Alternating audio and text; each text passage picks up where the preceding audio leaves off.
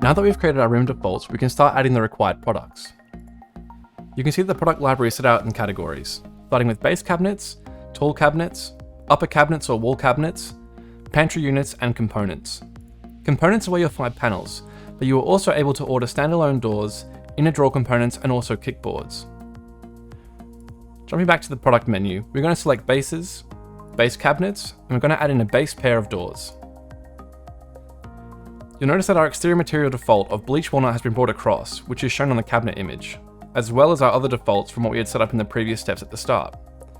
You can maintain these defaults or adjust as required. In this example, we're going to pop in a width field of 912mm. Now moving through our fields, we have a top selection field here. This enables us to pick what kind of top will be on the cabinet. It could be a solid top, rail on edge, rail on flat, or a timber rail on edge.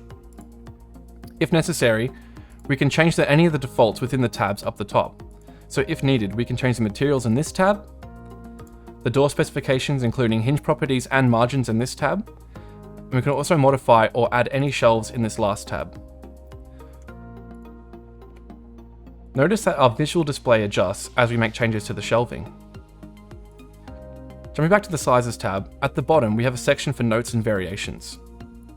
Notes are for your own reference, whereas variation requests will notify the manufacturer of any unique changes required for this specific product.